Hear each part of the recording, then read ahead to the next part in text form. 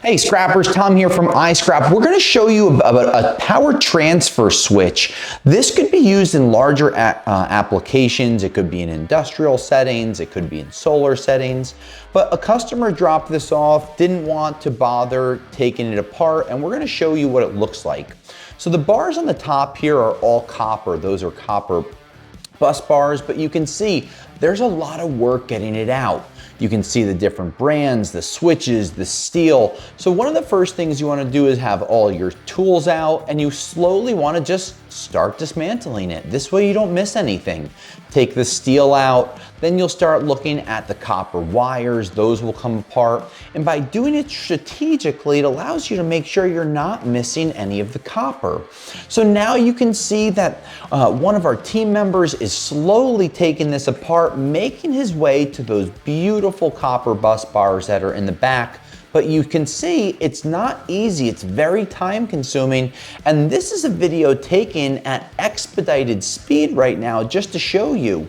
So now that we're taking this apart, again, right tool, right job, right equipment makes the world of difference. You just have to go slow, especially because when you're taking things apart, you don't know how it went together and you don't know what might pop up inside. Some of the switches that you can see that we're taking out, believe it or not, those have copper in them, and we'll take some of the copper out later.